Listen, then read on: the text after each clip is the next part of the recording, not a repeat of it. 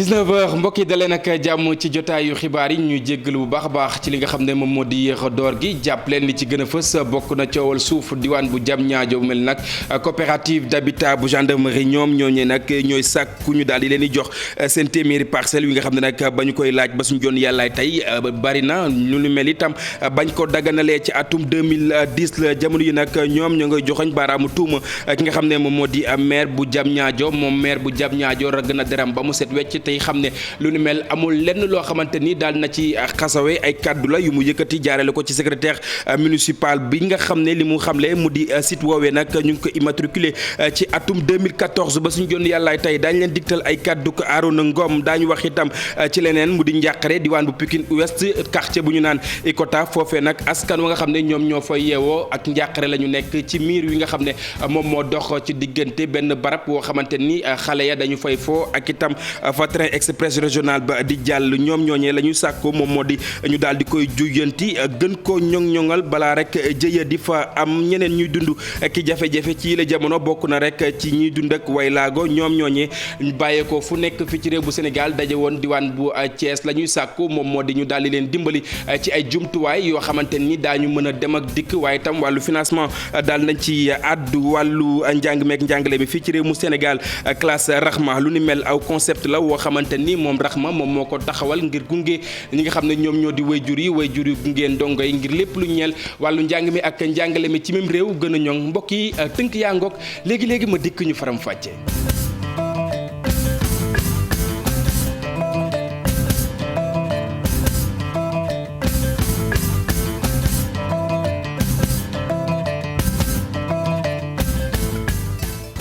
ñu wutali diwaan bu Diamniadio foofee nag coowal suuf mu mel ni nag coopérative d'habitat wu gendarmerie ñoom ñooy sàkku ñu daal di leen jox seen téeméeri parcelles yi nga xam ne ba ñu jàppate ne nag mbir moomee ba ñu ko dogalee ba suñu joon yàllaay tey ci atum 2010 la woon ci la jamono nag ñu ngi joxoñ baaraamu tuuma jiit bu bokk moomeel diwaan bu Diamniadio ñu teewlu reportage yi nga xam ne suñu ay ndaw Abdou Diouf Diagne Ahmadou Bamba Samb amal nañu ko ca wowule site. boroom kër yooyu nga xam ne coowal suuf li nag ñoom la ñeel ay at a ngi ni ñuy daw ngir mën a jot seen kër yooyu lee collectif bi nga xam ne moom moo leen ëmb ne lu ji njàkk mairie bu Diamniadio mooy njàkk ki ko jiite nekkoon nag PCA bu coopérative d'habitat bu gendarmerie nag jàpp ne mbir mi naxee mbaay da cee am. mairie Diamniadio def lotissement ànd ak benn promoteur am boo xam ni boo na bokk na ci ñun deg seen këyit yëpp des seen lotissement ñu ñëw jaay ñu parcelles yooyu donc parce que ñun 2010 la ñu toog ba fukki at après mooy daaw kenn ñëw fii dem des ko ne leen ni man dama am bàyyi ci terrain boobu xam nga fu mu jaar arrêté. takku ba dëgër ne dinañu jot seen suuf yooyu lee collectif bi nag di xamle ne daal dinay bind ab bataaxal la jaaree ko ci huissier ngir nag mairie bi daal di koy xamal terrain yooyu nag tey ji fan la ñu nekk. ñii nag laaj mairie tontuñu lu ñu xam moo tax ñu jël huissier yóbbu leen huissier defal sommation interprétative ne la di ko laaj ñun yaa ñu jaay suñu terrain yaa ñu jox këyit pour ñu dem fay frais de bornage am léegi suñu terrain lañu bëgg ñu continuer liggéey suñu liggéey kenn waruñu gàllankoor donc huissier boobu la moom la laaj ensuite maintenant ñu daje fi pour won opinion bi won nguur gi parce que li ci mujjante président bi ci boppam moo yëkkati kaddu ci li mel nii yu maire yi def. lotissement bu Diamniadio bali bor boobu nga xam ne tey jii nag moo waral coow li ñu ngi ko autorisé ci atum 2010.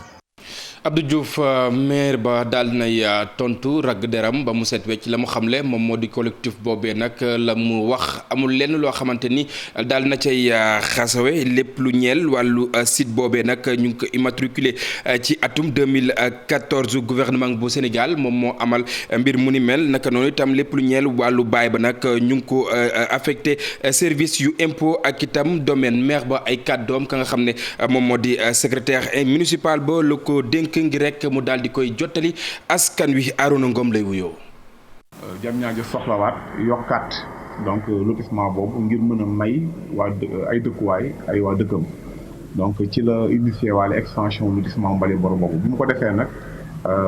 lotissement boobu nekkoon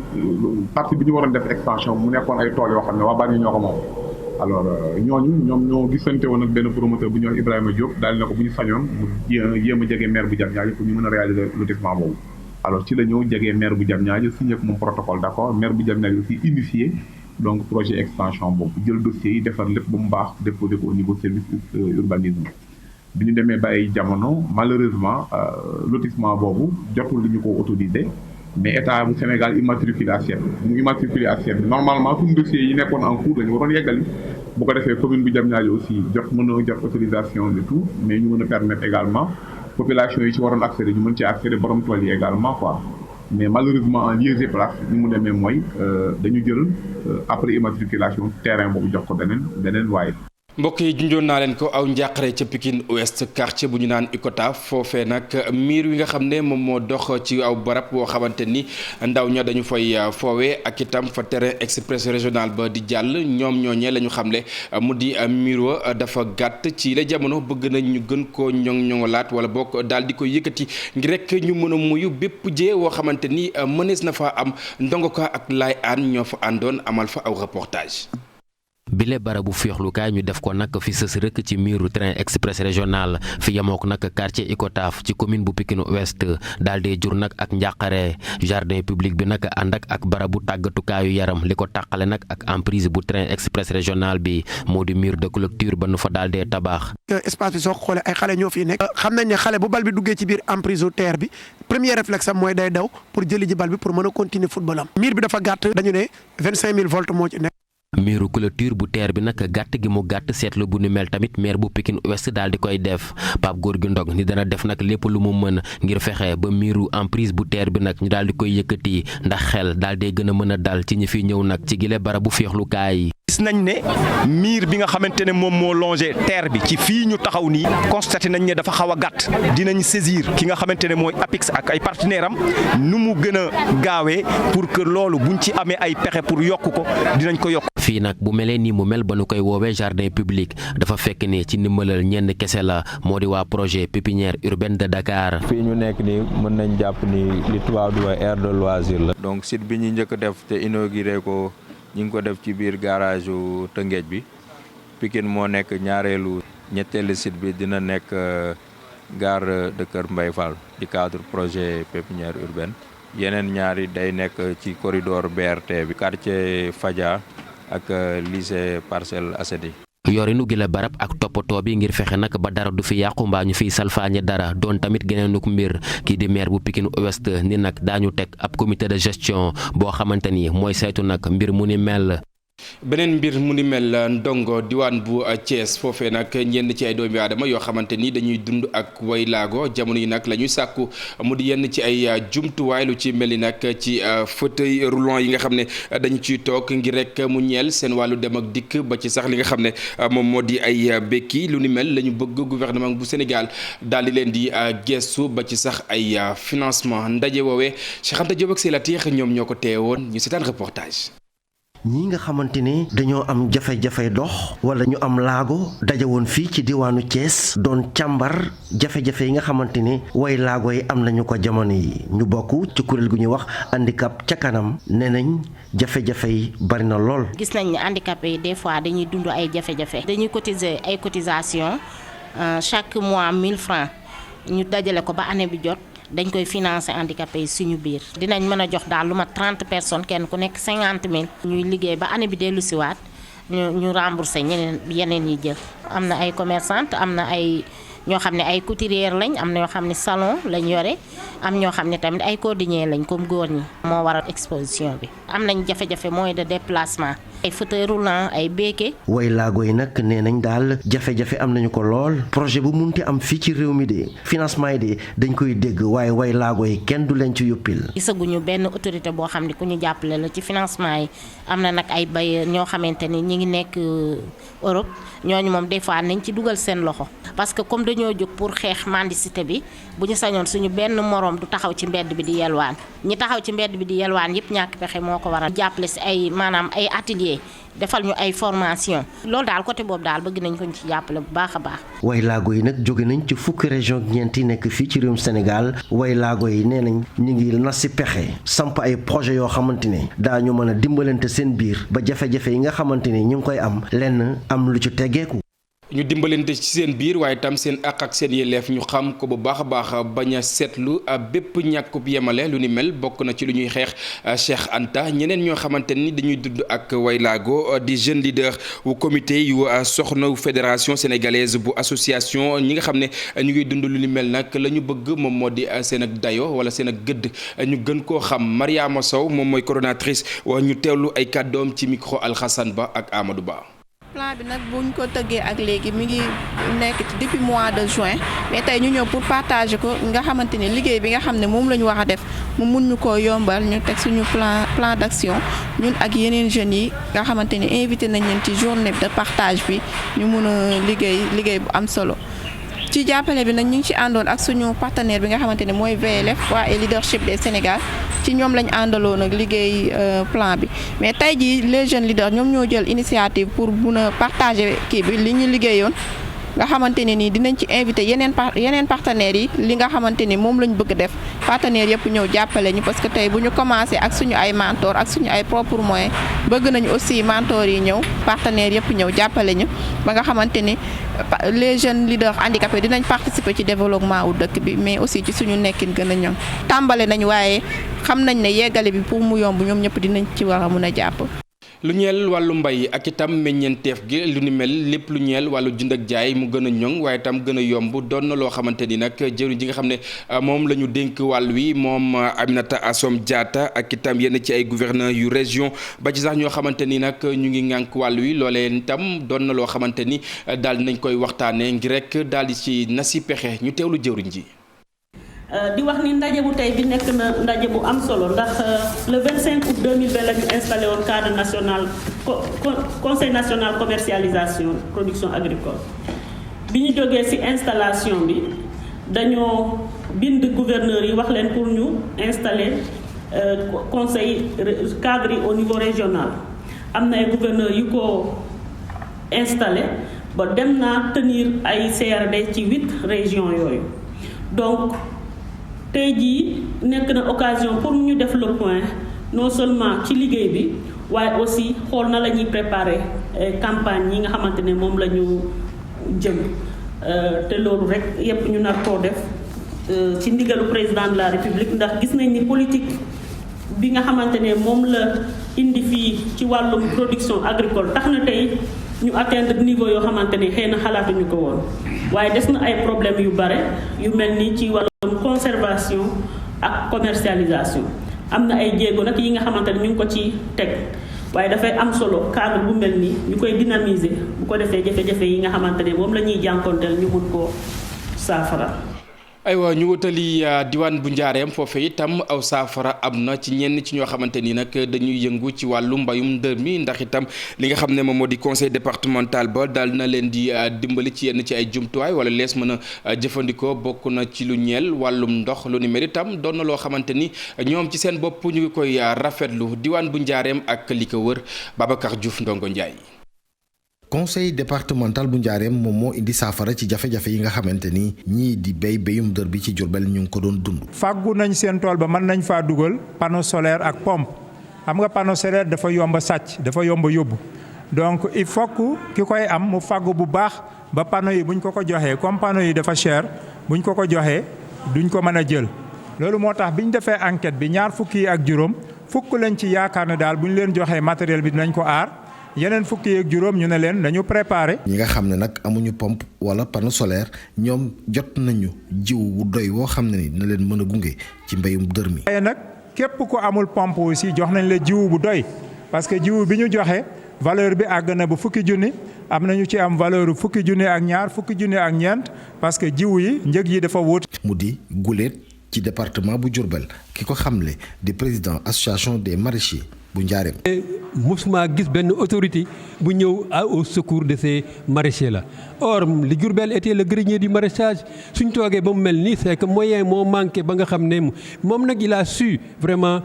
connaître doléance su maraîchers yi parce que c'est l'accès à l'eau et le coût de l'énergie. maraîchers yu njaareem yi nag am saafara ci benn ci seen jafe-jafe mu des jafe-jafe bi nga xam ne moo jëm ci wàllu jur gi nga xam ne dañ leen di bàyyi ñuy taxawaalu ci seeni tool. cleaning day wala bésum cet-cetal mbokk yi xam ngeen ne lu ni mel bokk na ci li njiit mu réew mi daal di santaane gaaw bu nekk ci weer wu njëkk ci weer wu dee wu nekk yu nitam ñu ngi koy jëfee ci yenn ci ay gox fu ci mel ni fa nga xam ne nag moom moo di ca lycée sergent Malamine Camara diwaan bu Patte d'Oie jaar nañ fa amal aw cet-cetal suñu ndaw itam dem nañ xool mbir ya ci yi la jamono nan la tëddee Lamine Fall ak itam Pape Sangone Mbaye. Décalate cleaning day maanaam set setal waaye ci beneen tur bésub setal ngir xeex lépp luy salte ci ndakaaru ak ci Sénégal yëpp bi yoon nag lycée sergent Malamine Camara bu ndakaaru lañ ci tàmmu ngir mën a amal lancement boobu te sax dafa mel ni choix wu lycée boobu sax du lu neen. donc journée bi tamit dafa am importance parce que école la ñu choisir te boo xoolee école ay ndongo fa nekk te li ngay mën a véhicule li ngay mën a jàngale ci xale nga koy doore. donc bu ñuy bëggee jëm ci set ak wér gu yaram di nga war a commencer ci xale yi ñu màgg ak moom ba nga xam ni dañuy dem ba mu nekk loo xam ne si ñu lay bokk daal si ñu lay bokk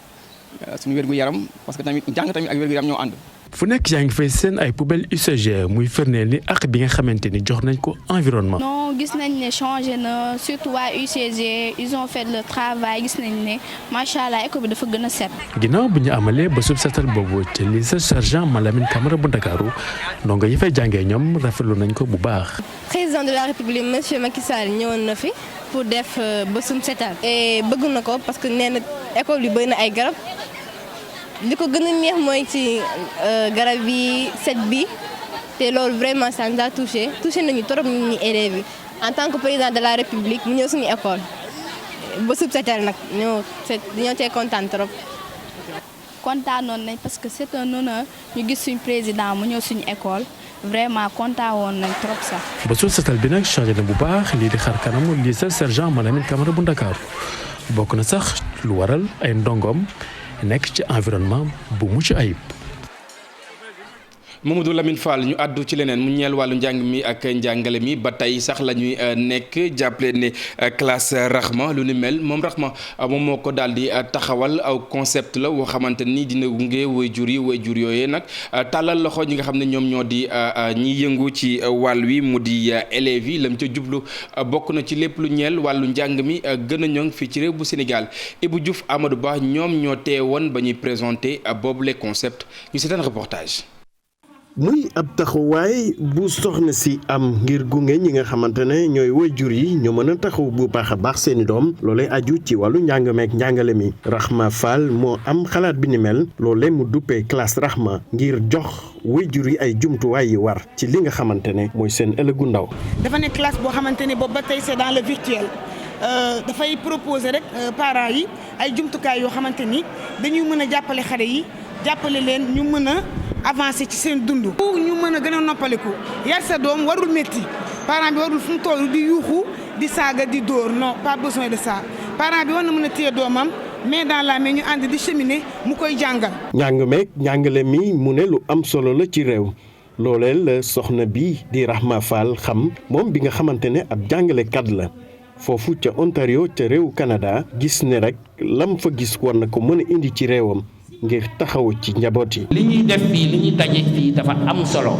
dafa am ay structure yoo xam ne boo jëlee presse nga bokk ci privé wala nga bokk ci public da nga am mission de service public. éducation tamit nga bokk ci privé nga bokk ci public nga nekk initiative personnelle da nga am aussi une mission de service public. dafa am lu ñuy wooye ci tubaab le besoin de signifiance te loolu xale yëpp dañ ko soxla donc moo tax ñu naan waajur bi jàngale sa xale jàngale mu leer wan ko mu gis. tette ko dellul ginnaaw xool ko mu def nga xool nga corriger tegal ko ci yoon wi mu dem. classe Rahma ñu wekk ko ci wàllu njàng mi dina am jumtuwaay yoo xam ne rek dinañ ko jébbal xale yi jaarale ko ci xarala yu yees yi loole dina leen may ñu am taxawaay bu yees ci li nga xamante ne mooy seen cursus liñ ci jublu rek mooy wàññil coono yi jàngalekat yi fexe tamit ba waajur yi mën a dugal seen loxo bu baax a baax ci njàngu xale bi. Ibou Diouf ginnaaw njàng mi ak njàngale mi ñu jeexale ko wàllu tàggat yaram ak bu wile nga xam ne nag doom xam ne moom moo di Bamba Dieng ñu koy ñaanal bonne continuation ci li nga xam ne moom lay wëyal ci yile jamono mbokk ñu jaar fi daal di buural jotaay wi dig daje ak rédaction bu télévision Futur Média Léa Soukeyna Ndiaye dina fi teew ngir jukki leen xibaar yi ci kàllaamay français man itam ma jox leen daje ni ki ëllëg incha allah bu 6h30 jotee ci seen émission info du matin lu wéy loolee itam de seen di wéy ak programme télévision Futur Média jaa ngeen jëf ñu fanaan jàmm